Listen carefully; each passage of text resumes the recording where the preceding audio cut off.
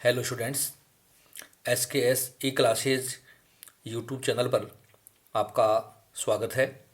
आज का अपना लेक्चर प्रोबेबिलिटी पर आधारित है और मेन जो टॉपिक है वो है मल्टीप्लिकेशन थ्योरम, गुणन प्रमेय।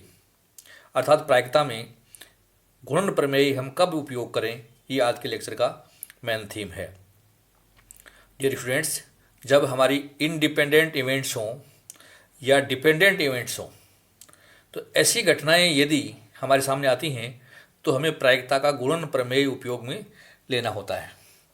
आपने कल के लेक्चर में पढ़ा था कि योग प्रमेय, जहां हमने ये बताया था कि जहां हमारी घटनाएं परस्पर अपवर्जित थी, म्यूचुअली एक्सक्लूसिव, तो हमने योग प्रमेय यूज किया था। और घटनाएं जब हमारी डिपेंडेंट हो या इनडिपेंडेंट हो तो हमें प्रोबेबिलिटी ज्ञात करते समय गुणन प्रमेय का प्रयोग करना होता है। जब भी हम गुणन प्रमेय ज्ञात करें तो पहले देखना है कि हमारी इवेंट्स कैसी हैं, अर्थात डिपेंडेंट है या इंडिपेंडेंट। जैसे मैं आपसे कहूं कि हमने एक सिक्का उछाला और हमें पता है सिक्का उछालने की प्रायिकता 1/2 है। आपने फिर दोबारा सिक्का उछाला तो उसकी प्रायिकता 1/2 है। तो प्रथम उछाल का दूसरे उछाल से कोई संबंध नहीं है, अर्थात वो स्वतंत्र हैं। तो ऐसी घटना को हम कहते हैं स्वतंत्र घटना। एक होती है आश्रित घटनाएं, डिपेंडेंट घटना। जैसे मान लीजिए मैं आपसे कहूं कि ताश की गड्डी के 52 पत्तों में से मैंने एक पत्ता निकाला और निकालने के लिए आपको ये कहा कि एक पत्ता निकालिए और वो हुक्म का इक्का हो, उसकी क्या संभावना है। तो हमने कहा हुक्म का इक्का होने की संभावना 1/52 है। उस पत्ते को आप वापस मत रखिए। अब बची हुई पत्तियों में से आप एक पत्ती और निकालें, तो अब बची हुई हमारे पास 51 पत्तियां हैं। अब मैं आपसे कहूँ कि हमें ईंट का इक्का निकालना है, तो ईंट का इक्का निकालने की प्रायिकता क्या होगी, 1/51 होगी। तो पहली घटना का प्रभाव दूसरी पर पड़ा, तो ऐसी स्थिति है तो हम उसे आश्रित घटना कहते हैं। तो जब हमारे कोई भी घटना स्वतंत्र हैं या आश्रित हैं तो हमें डियर स्टूडेंट्स गुणन प्रमेय का उपयोग करना होता है। जब सभी प्रदत्त स्वतंत्र घटनाओं की एक साथ घटने की प्रायिकता ज्ञात करनी हो, वहां प्रायिकता के गुणन प्रमेय का प्रयोग किया जाता है। गुणन प्रमेय के अनुसार दो या दो से अधिक स्वतंत्र घटनाओं के एक साथ घटने की प्रायिकता उनके अलग अलग घटित होने की व्यक्तिगत प्रायिकताओं का गुणनफल होती है। जब घटनाओं के मध्य एंड लिखा हुआ हो या तथा लिखा हुआ हो या वह शब्द लिखा हो, तब हमें गुणन प्रमेय का उपयोग करना होता है। और जब हमारी घटनाओं के मध्य अथवा लिखा हुआ है या लिखा हुआ है, इंग्लिश में और शब्द लिखा हुआ है, तब हम योग प्रमेय का उपयोग करते हैं। इन बातों का भी आप ध्यान रख सकते हैं। तो यहां मैंने लिया है स्वतंत्र घटनाओं की प्रायिकता, probability of A and B. मान लीजिए हमारे पास दो घटनाएं हैं, दोनों स्वतंत्र हैं, तो ए और बी घटना की प्रायिकता निकालने के लिए आपको probability of A into probability of B. जैसे मैं आपसे कहता हूं कि मैंने एक डाइस उछाला और उस डाइस के ऊपर का अंक 6 आए, इसकी क्या संभावना है। तो आपने कहा कि ऊपर का अंक 6 आने की संभावना 1/6 है। उस डाइस को मैंने दोबारा उछाला, ऊपर का अंक फिर 6 आए तो क्या संभावना है, तो आप कहोगे 1/6 है। तो प्रथम उछाल और दूसरे उछाल दोनों स्वतंत्र हैं, तो हम इन दोनों की अलग अलग प्रायिकता निकाल कर उनका गुणा कर देंगे तो हमारी अभीष्ट प्रायिकता आ जाएगी। अगर घटनाएं 3 हो या 3 से अधिक हो तो प्रोबेबिलिटी ऑफ ए बी और सी एंड सी, तो आप अलग अलग निकालिए। अगर स्वतंत्र घटनाएं हैं तो पहले पी ए की प्रायिकता निकाल लो, प्रोबेबिलिटी बी घटना की निकालिए, प्रोबेबिलिटी सी की निकालिए और इनको मल्टीप्लाई कर दीजिए, तो हमारी स्वतंत्र घटनाओं की प्रायिकता निकल जाएगी। फिर आता है आश्रित घटनाएं, अर्थात एक घटना का प्रभाव दूसरी पर पड़े तो वो आश्रित घटनाएं होती हैं। इनको हम सह-प्रतिबंधित प्रायिकता भी कहते हैं, कंडीशनल प्रोबेबिलिटी भी कहते हैं। P A and B, formula इसका P A into P B A. अब आप सोचोगे ये मैंने यहाँ लिखा पी बी, इसका मतलब क्या हुआ। इसका अर्थ है जब ए घटना के घटित होने के बाद बी घटना की प्रायिकता क्या होगी। यहाँ मैंने बी लिखा पहले, तो जब ए घटना ये घट चुकी उसके बाद बी की प्रायिकता निकालनी है आपको, तो ये हमारी आश्रित घटना होगी। दूसरा है पी ए एंड बी। मान लो हमारी घटना बी पहले घट गई और हम ए की बात में बात करें तो बी घटना घटने के बाद ए की प्रायिकता क्या होगी, तो पी ए ओब्लिक बी। तो मैंने ऐसा मतलब दिया है पी ए ओब्लिक बी का मतलब है बी घटना के घटित होने के बाद ए घटना के घटने की प्रायिकता से है। तो आपको समझ में आ गया होगा कि हमारी स्वतंत्र घटनाएं हैं तो भी अलग अलग प्रायिकताओं को गुणा करेंगे, और अगर आश्रित घटनाएं हैं तो भी अलग अलग प्रायिकताओं को हमें गुणा करके हमारी अभीष्ट प्रायिकता ज्ञात करनी होती है। अब हम कुछ क्वेश्चंस के द्वारा इनको समझने की कोशिश करते हैं कि किस प्रकार से प्रायिकता ज्ञात करें और किस प्रकार से गुणन प्रमेय का हम उपयोग करें। हमारा क्वेश्चन है, एक पासा 2 बार फेंका जाता है। एक पासा 2 बार फेंका जाता है। प्रथम फेंक में बिंदु 6 के आने की तथा दूसरी फेंक में एक विषम अंक आने की क्या प्रायिकता होगी। तो आप देख रहे हैं कि एक पासा 2 बार फेंका है, तो पासा फेंकना अलग अलग ये हमारी स्वतंत्र घटनाएं हैं। तो हम इसकी प्रायिकता कैसे निकालें, ये अपने को विशेष रूप से समझना है। तो देखिए, पहली बार हम पासा फेंकें और 6 आए, उसकी क्या संभावना, पी ए निकालना आपको। तो पहली बार पासा फेंका हमने और बिंदु 6 आए, तो 6 आने के लिए पासा 6 तरीके से गिरता है, हमें ये पता है, और 6 का अंक आने का एक चांस है, तो पी ए हो गई हमारी 1/6। ये तो फर्स्ट हो गया। अब दूसरी बार के लिए निकालना अपने को कि दूसरी फेंक में एक विषम अंक आए, तो पी बी हमें निकालना है। विषम अंक हमारे आपको पता है, या तो 1 आए या 3 आए या 5 आए, तो इसके 3 चांस हैं विषम अंक आने की, और कुल चांस हमारे हैं 6, तो पी बी हो गई 3/6।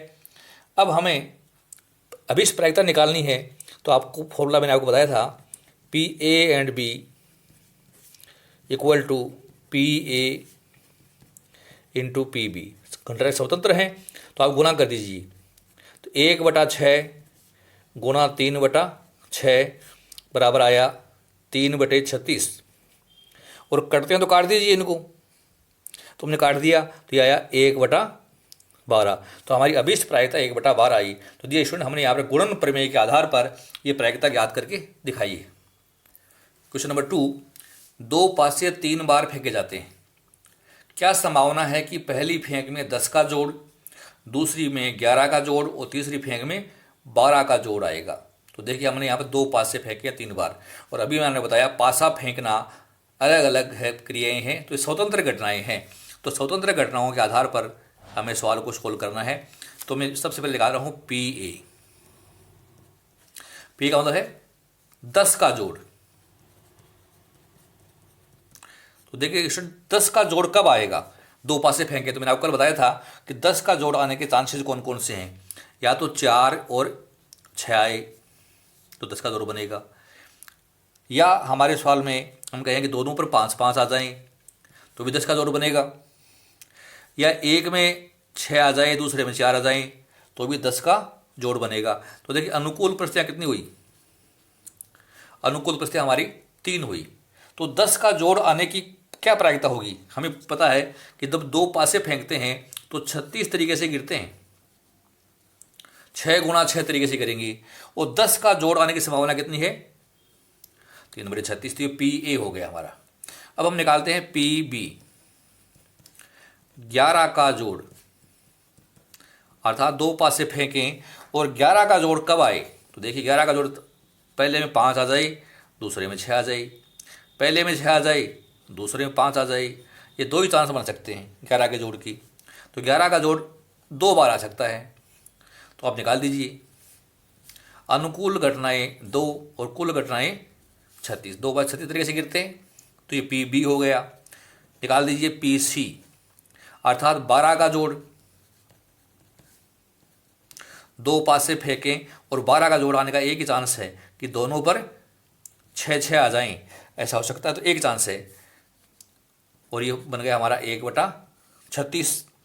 अब चूंकि हमने पासे से 3 बार फेंके हैं तो ये स्वतंत्र घटनाएं हैं, और स्वतंत्र घटनाओं का फॉर्मूला आपने पढ़ा है भी, P A and B and C equal to P A into P B into P C. इसको मल्टीप्लाई कर दीजिए आप। तो पहली घटना हमारी थी प्रायिकता 3/36 गुणा 2/36 गुणा 1/36। ये अपने को सॉल्व करना है। तो देखिए, हम इसको सॉल्व करें तो कटती हैं, तो काट दी संख्याएं, तो हम देख रहे हैं ये 3 और ये 36 कट गई, ये 12 से कट गई। आप देख रहे हैं कि ये 2 और 36 कट गए, ये 18 से कट गई, और इनका हम गुणा कर देते हैं, तो 1/7776। तो देखिए 7776 में से एक चांस बनता है कि आप 2 पास से 3 बार फेंकोगे और आपका जोड़ पहले फेंक में 10 आए, दूसरी में 11 आए, तीसरी में 12 आए। तो बहुत रेयर चांस है, 7776 में से एक चांस ऐसा बन सकता है। चलो एक दो सवाल और लेते हैं हम। एक सिक्के को 3 बार उछालने पर सभी पट ऊपर आने की क्या प्रायिकता है? What is the chance of all 3 tails coming up when a coin is tossed thrice? देखिए एक सिक्का 3 बार उछालें तो देखिए पहली बार भी सिक्का अलग तरीके से करेगा, दूसरी बार अलग तरीके से, तीसरी बार अलग तरीके से। तो ये हमारा स्वतंत्र घटनाएं हैं, और जो स्वतंत्र घटनाएं हैं तो हमें इनको मल्टीप्लाई करना है, जैसे मैंने बताया। तो पहली बार जब हम सिक्का फेंकते हैं तो पहली घटना होगी पी ए। सिक्का जब उछालते हैं एक, तो या तो हेड आएगा या टेल आएगा। तो हमारे चांस क्या होंगे? या तो हेड आए या टेल आए। दूसरा चांस है या तो टेल आए या हेड आए। तो दो में से हमारे पास चांस से देखनी है, तो हम कह सकते हैं कि पी ए हमारे सवाल में 1/2 है। पहली बार उछाला तो हमारे पास ये आया। दूसरी बार उछालेंगे सिक्के को तो पी बी, ये भी कितना आएगा? 1/2 आएगा। टेल लाने का चांस इतनी है। तीसरी बार सिक्का उछाला तो भी हमारी प्रायिकता क्या रहेगी? 1/2 ही रहेगी। तो अब आता है कि तीनों ही बार पूछें तो P A and B and C equal to 1/2 गुणा 1/2 गुणा 1/2। तो इस तरीके से हल कर दीजिए। तो यह आया 1/8। जो स्वतंत्र घटनाएं होती हैं तो हमें इनकी व्यक्तिगत प्रायिकताओं को अलग अलग निकाल कर मल्टीप्लाई करना होता है। तो इस तरीके से हम हमारी स्वतंत्र घटनाओं के सवाल सोल्व कर सकते हैं। अब मैं कुछ सवाल ले रहा हूं हमारी डिपेंडेंट घटनाओं के। हमारा क्वेश्चन है, एक थैले में 6 लाल और 4 हरी गेंद हैं। आंखों पर पट्टी बांधकर एक एक करके 2 गेंदें बिना पुनर्स्थापन अर्थात विदाउट रिप्लेसमेंट के निकाली जाती हैं। क्या संभावना है कि दोनों गेंदें लाल रंग की होंगी? हमें संभावना पूछी है। तो अब देख रहे हैं कि थैले में 6 लाल हैं और 4 हरी गेंद हैं, तो कुल 10 गेंद हो गई। और हमें यादृच्छिक रूप से रेंडमली बिना देखे एक एक करके 2 गेंद निकालनी है। और जो गेंद निकाले, हम पहली गेंद निकाली वो दोबारा नहीं रखनी है, विदाउट रिप्लेसमेंट आपको निकालनी है। तो क्या संभावना है कि दोनों गेंदें लाल रंग की होंगी? तो डियर स्टूडेंट्स, हम बात करते हैं पहली ड्रा में लाल गेंद।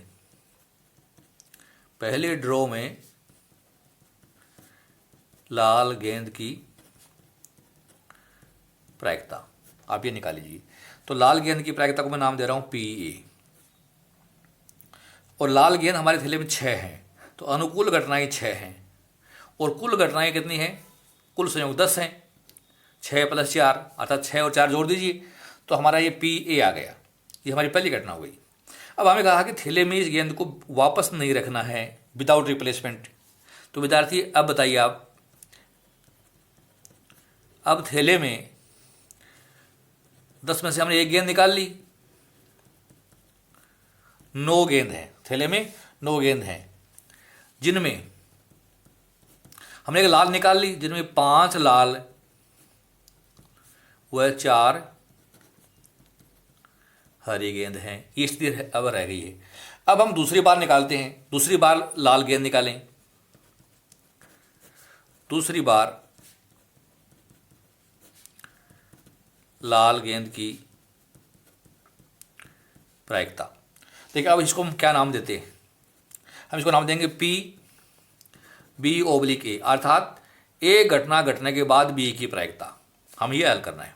ए घटना घट चुकी है तो अब बी की प्रायिकता निकालनी है। तो अब लाल बॉल थैले में कितनी है स्टूडेंट? आप देखिए 5 हैं। और कुल बॉल कितनी है? 5 + 4 अर्थात 9 है। तो सेकंड टाइम की हमारी प्रायिकता है 5/9। अब हमें आश्रित प्रायिकता निकालनी है, अर्थात आश्रित घटनाएं हमारी, आश्रित घटनाओं की प्रायिकता। तो आपको मैंने सूत्र इसका बताया था, P A and B equal to P A into P A, अर्थात ये प्रायिकता आप निकाल लीजिए। तो पी ए हमने ज्ञात किया वो 6/10 है। गुणन प्रमेय लगाना है। पी बी ए हमने ज्ञात किया वो 5/9 है, और आप इसको हल कर दीजिए। 6/10 गुना 5/9, तो ये संख्या आ गई 6 गुना 5 हो गया 30/90, 30/90 हो गई। काट दीजिए, जीरो से जीरो कट गया, 3/9 हो गई, 1/3 हो गई। तो इस तरीके से हम हमारी आश्रित प्रायिकता निकाल सकते हैं। यहाँ भी हमने गुणन प्रमेय का उपयोग किया है। से प्रतिबंधित प्रायिकता, आश्रित प्रायिकता, एक सवाल और ले रहा हूँ आपके सामने।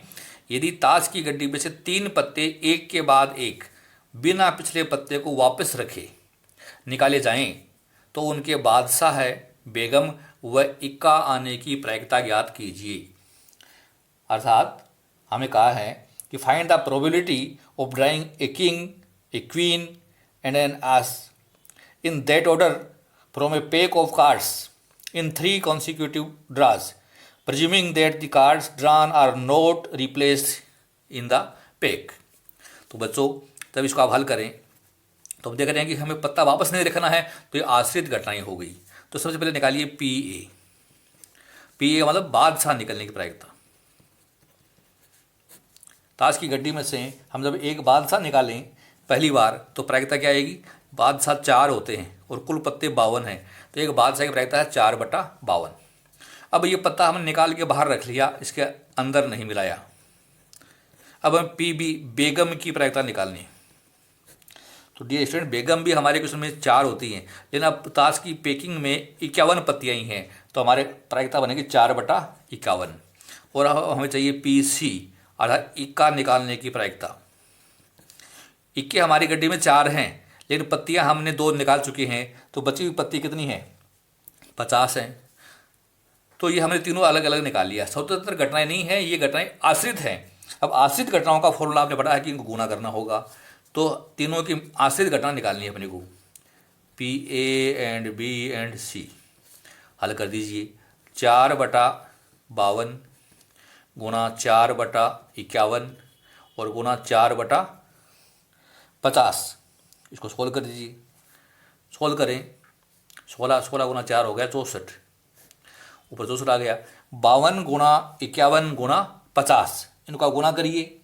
तो गुना करेंगे आप, तो कैलकुलेटर से मैंने गुना किया, इसको तो याद है 1,32,600 आ गए। 1,32,600 ये कट रहे हैं, तो काट दीजिए। तो ये 8 से कट रहे हैं, तो 8 का भाग देते ही 8 आ गया। इसमें मैंने भाग दिया तो यह 16,575, 16,575। तो मुझे 16,575 में से 8 चांस ऐसे हो सकते हैं कि आप पत्ते निकालें तो पहला पत्ता बादशाह आ जाए बिना रखे, दूसरा बेगम आ जाए, तीसरा इक्का आ जाए। तो इस तरीके से प्रायिकता के सवाल जो गुणन प्रमेय के हैं वो आप हल कर सकते हैं। तो डियर स्टूडेंट, याद रखना इतना कि अगर हमारी घटनाएं स्वतंत्र हैं या घटनाएं आश्रित हैं, तो हमें गुणन प्रमेय का उपयोग करना है और हम आसानी से प्रायिकता निकाल सकते हैं। मेरे कल के लेक्चर में भी मैं गुणन प्रमेय के बारे में आपको और सवाल कराऊंगा, ताकि इसकी कंसेप्ट आपकी इस तरीके से क्लियर हो जाए। आपको ये लेक्चर यदि पसंद आया है तो इसको लाइक कीजिए और अपने फ्रेंड्स में इसको शेयर कीजिए, और आपकी बुक से अधिक क्वेश्चंस निकालने का प्रयास कीजिए। लेक्चर ध्यान से सुना, बहुत बहुत धन्यवाद। Thank you so much.